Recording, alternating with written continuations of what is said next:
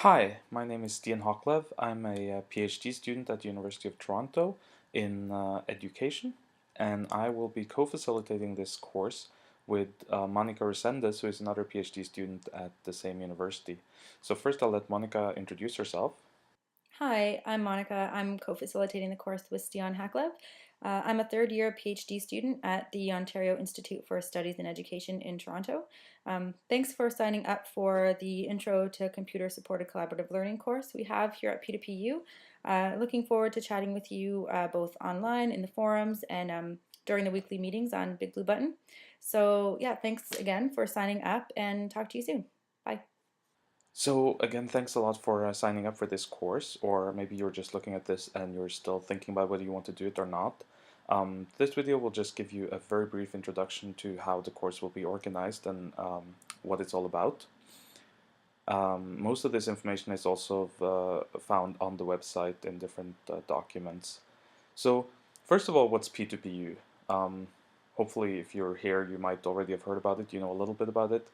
The very short story is that it's a platform for creating open study groups around any topic, basically, using open educational resources or other open resources.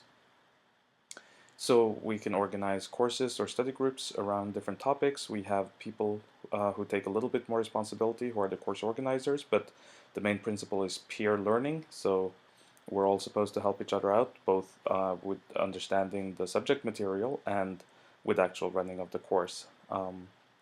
This particular course is called Introduction to the Field of Computer-Supported Collaborative Learning, which is a bit of a long title, but it does explain to you what it's about.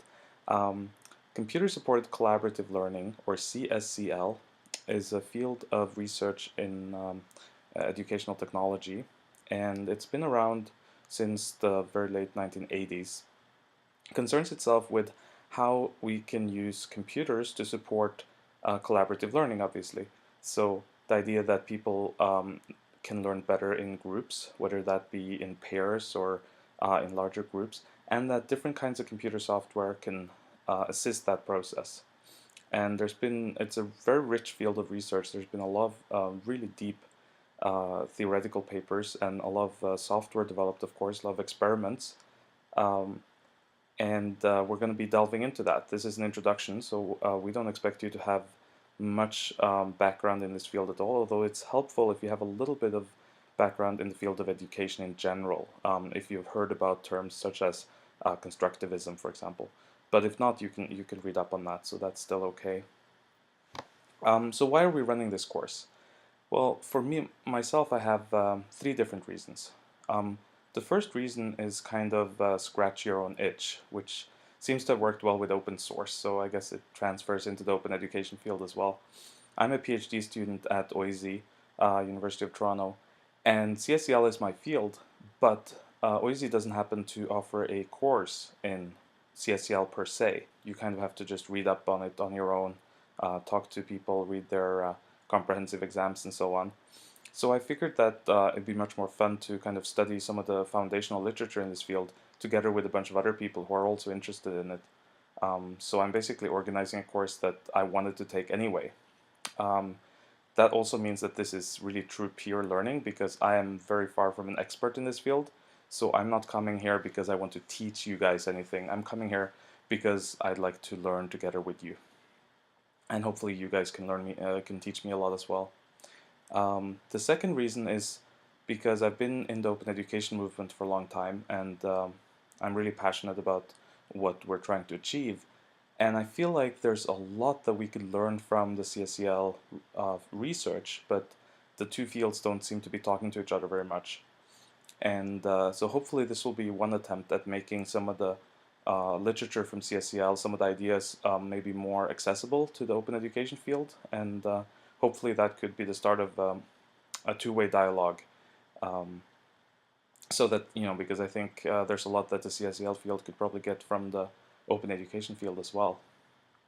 The third reason is kind of because I'm interested in the idea of teaching and learning and organizing open courses, and so I want to try to experiment with a few design elements in this course and see whether I can whether I can make it work or not.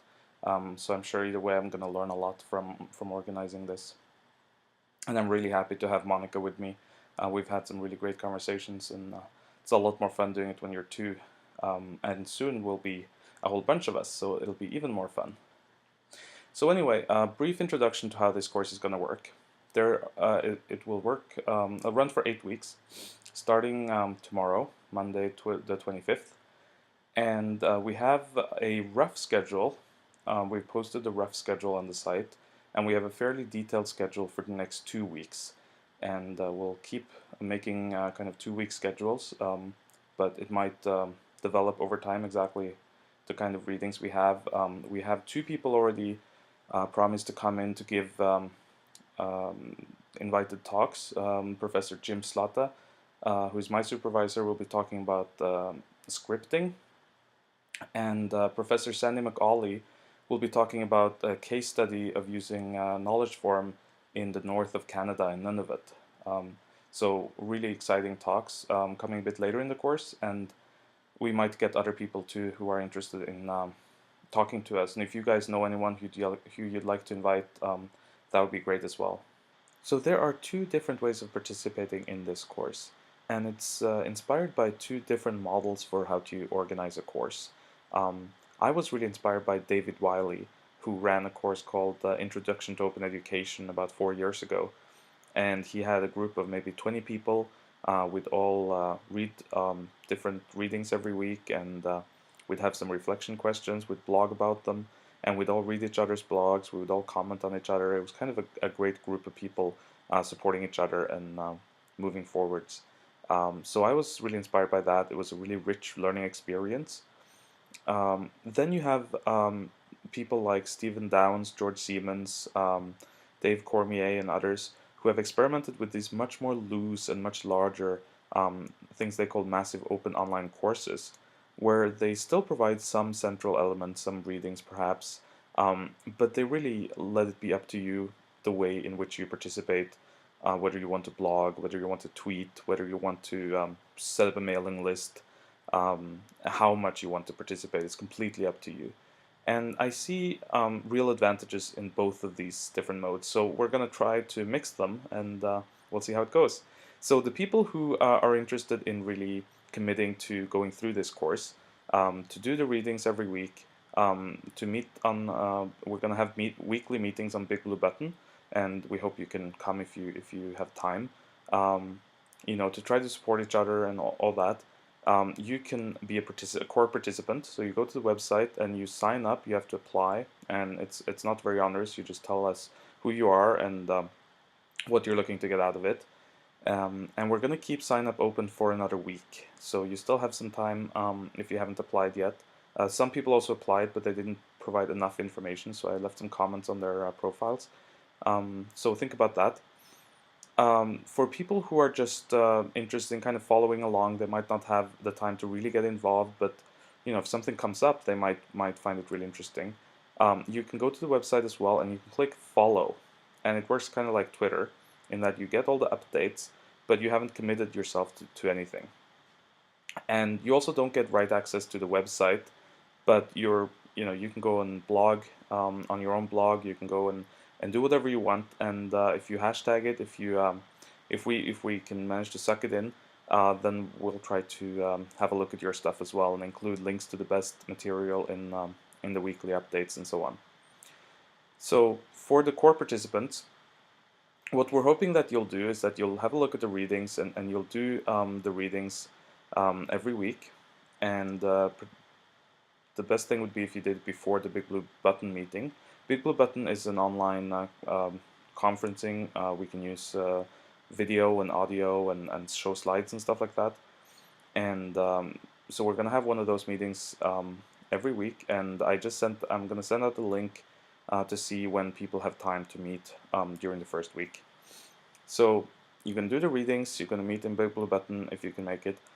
There will be some small discussions on the site, but I think most of the action will happen on your individual blogs.